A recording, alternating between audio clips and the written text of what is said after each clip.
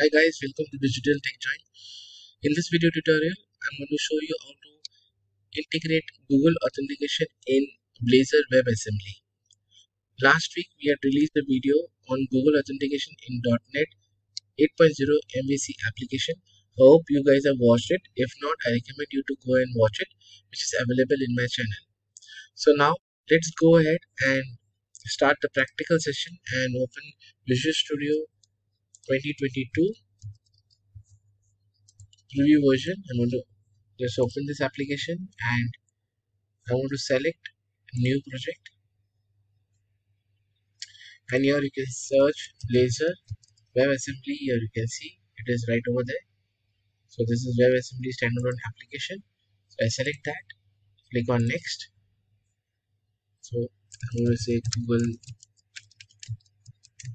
oAuth, okay, demo, click on next. So this is .NET 7.0. I'm going to untick configure for HTTPS. Make sure that you select ASP.NET Core hosted, where by default you'll be presented with a template of server, client, and all the shared required files and directories. So make sure that you select this, and most important, in authentication type, select individual account and click on create.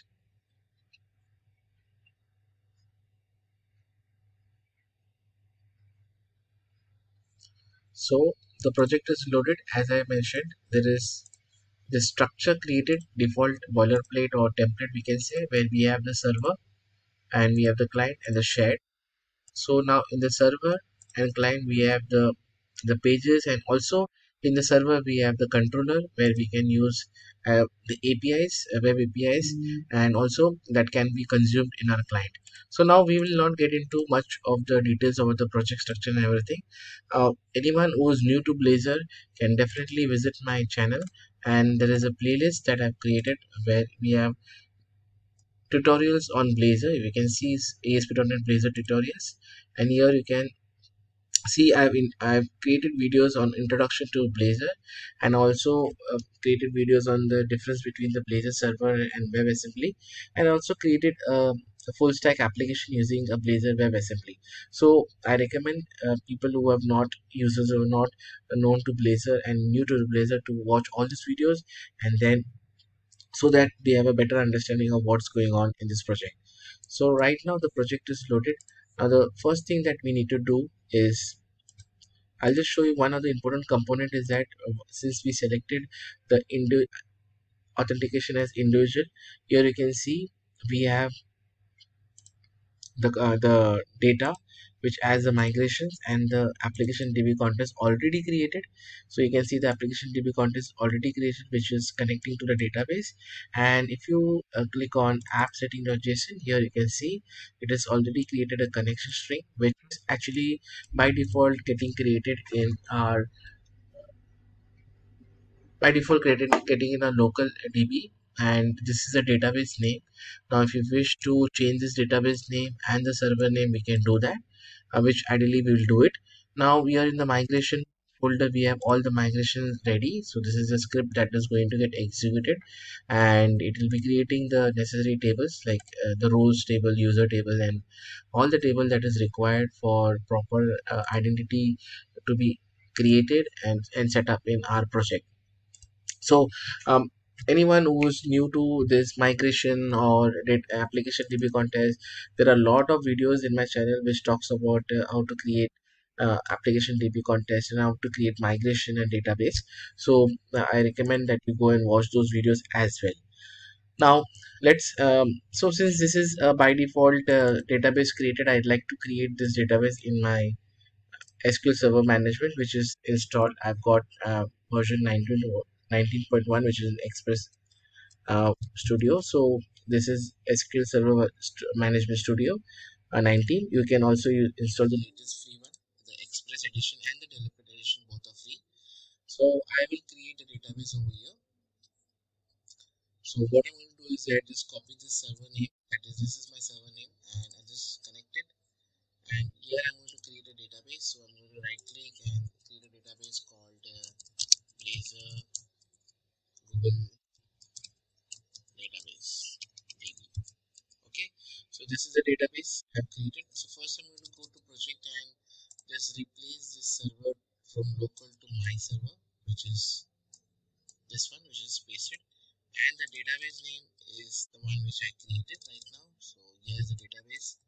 I'm going to copy this and create this database. It is created over here. Right now it doesn't have any tables. So I come over here and in AppJSON I'm going to just replace this database, which is the default database given by .NET framework. Just going to copy this. Make sure that your trusted connection is through, and here after multi-active result I'm going to say trust server certificate equals to true. Make sure that you add this trust server certificate equals to true.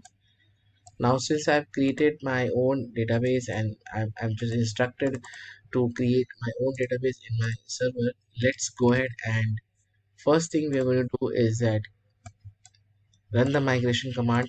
I'm just going to highlight the server application, then I'm going to go to tools, NuGet packet manager, and here just going to and I'm going to write a command over here, add hyphen migrations, and this will be initial db setup. This is the first migration. Okay, so add migration, and it's the migration initial db.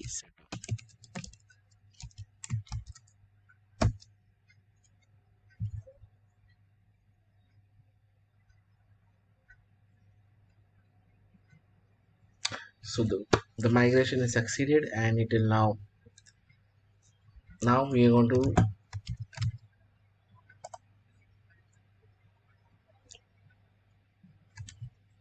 so ideally we should not have not created this database as well, because this will be get created, but anyway since we are created it's not a problem. Now I'll just say update database, and this should create the tables in the database that we had created.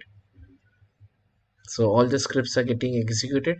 It's done successfully. Now if I come and just refresh this database, you see all the important tables are created.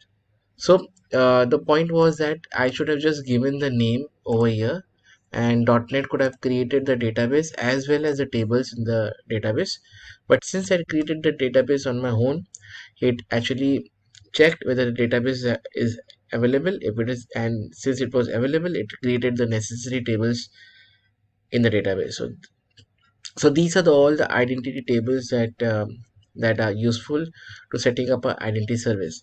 Now if anyone who is not aware about identity service of .NET, there is a video in my channel which is right over here. I'm just going to show to you. So there is how do you do Facebook in integration and application, and there is this project video tutorial ASP.NET identity. This actually walks through a step-by-step process on creating user registration, login and logout. So here I have covered the identity part in detail, so I also recommend that you go ahead and watch this video as well.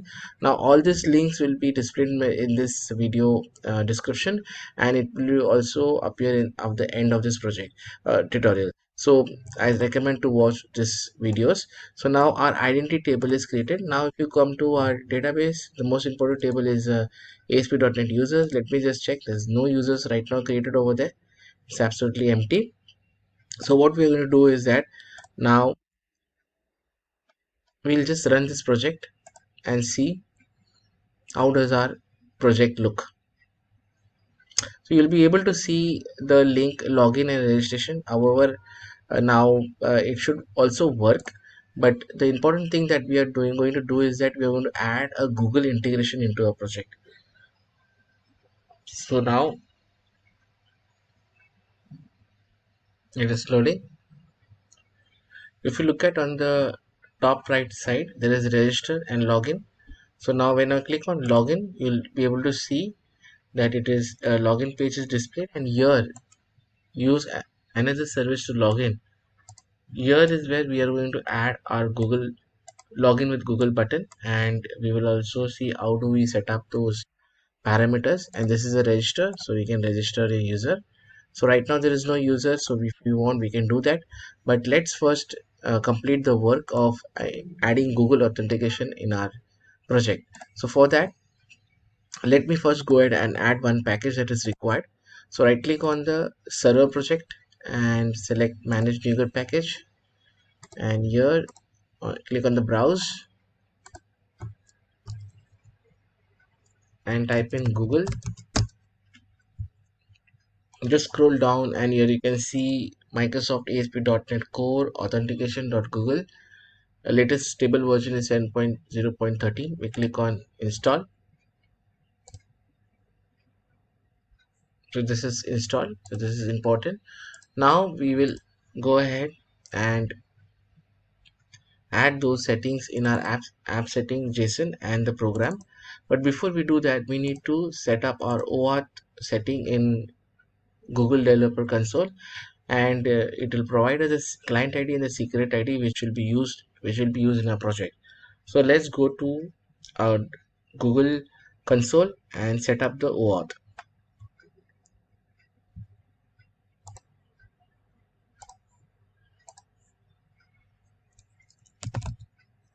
Console.cloud.google. As is already logged in with my account digital. So here on your left hand side you can see services, app and services. We will click on the credential. So you will see oAuth 2.0. Now we need to add one oAuth. So we are going to click on create credential and you're going to select oAuth client ID. This will be application type will be web application, and this name will be Blazor Google Demo. Now here you can see authorized JavaScript origin and authorized redirect URL. So now we need to run the application, or you can also take the settings from the property launch settings where we have the localhost. We need to copy this localhost and the URL, but we can also run the application to ensure and pick up the right URL. So that we don't do any mistake, because those URLs to be mentioned in the Google console is important. Otherwise we'll not be able to connect to Google login and pick up the right credentials from there. So this is the host. Here you can see it's 7134. So what I'm going to do is that come over here and authorize JavaScript origin. Just click and paste this, remove this slash from the front, and here in authorized redirect URL you need to copy the same URL, and now after slash you need to mention sign in hyphen Google. That's it. And you need to just click on create. So once you click on create, you're presented with the client ID and the secret, client secret. Now let me go to the project and let me go to the server JSON file over here and add a Google key. So I'm just going to say Google key, and so this will be my client ID.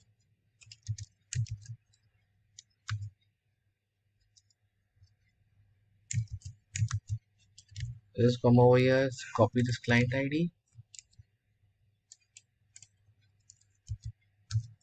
Sorry, it will be, and then this will be secret key.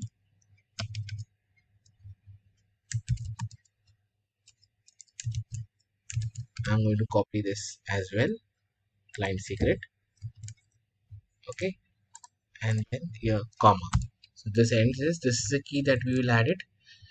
Now once we add the setting over there, we will use this client ID and secret key in our program files. Okay, so here we need to also add the Google authentication setting, so that when you log into the page, we'll also able to see login with Google option over there, right?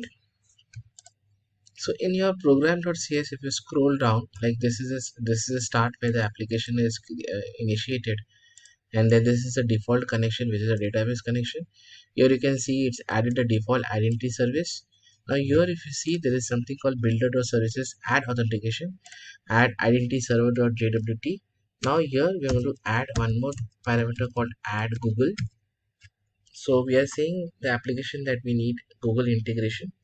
We're going to do that, and then bracket, open the bracket and say Google options and a lambda expression, and then this will be Google option dot client ID,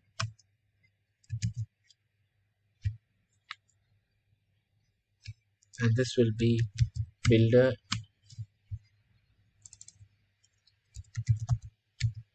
dot configuration, and this will be Google key. That's what I mentioned in the JSON file, Google key, and then the client ID colon, and then the client ID. So this is one value, and then similarly you want to copy this again and paste it and pass the secret, client secret, and this will be secret key.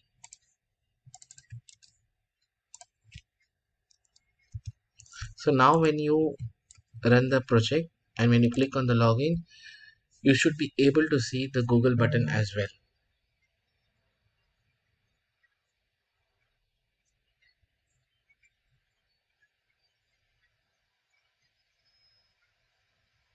Now when I click on login, on your right hand side you can see now we are able to see the Google. Okay, so there are two things. If I want to log in with the Google, I should be able to click and then log in with Google, and I should be able to see the details in my ASP.NET users table. Now we have actually set up the credentials and everything. We have set up the URL. So this is the OAuth, that is the URL, this is the redirected URL, and now I have also added the secret client ID and the secret key. So now when I click on the button, I should be able to redirect to Google login page. So let me just go ahead and click on this, and here you can see it is prompting me to enter the email ID. So that is, we have successfully landed over here. So let me put the email, email.com. This is my email.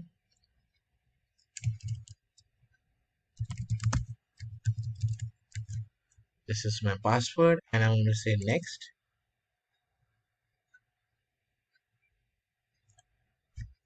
Okay, so I need to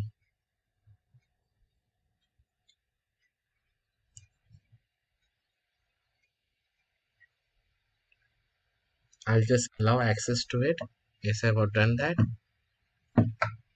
And here you can see I have successfully was authenticated and it's redirected to my ID. So this is my email address, and I'm going to just click on register, because once your authentication, it pulled up the email address from my Gmail account, okay, without me typing in anything, and then it is prompting me. You can also pull in other parameters like the image or the profile pic, maybe mobile number or name, first name, everything, whatever parameters you want to fill in, you can add those parameters over here and you can fetch those record. And now when I click on register, it is successfully registered, and it is just given me an option to confirm the email, because this is a the email is actually not configured. So I click on confirm the account, and it is successfully confirmed the account. Now when I log in again, so if you go to your database, you should be able to see my ID. Here you can see the email is already saved, and here see the password is null. Now when I click on the login again, it should redirect me directly to the home page and also show me the name. So let me just click on the home page again and click on sign in, click on Google. Here you can see hello digital techjoint at gmail.com, and there's an option to log out, and I was successfully logged in using my Google account. So I can also do a registration and add another user. yahoo.com and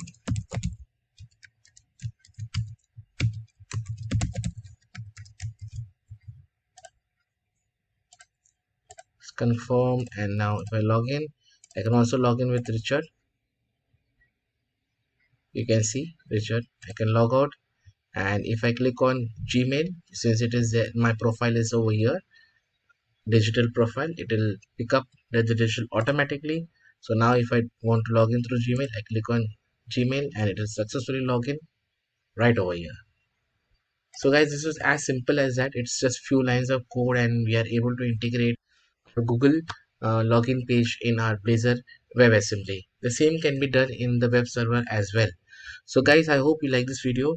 Please do subscribe my channel, and please do share my channel link with all your friends, family and colleagues, and help us to grow our channel. And towards the end of the video, I'll be displaying all the videos that are related to identity service and Blazor tutorial. So please go and watch them so that you understand the entire development and how to do Blazor development in ASP.NET. Okay, so thanks guys, thanks for your time.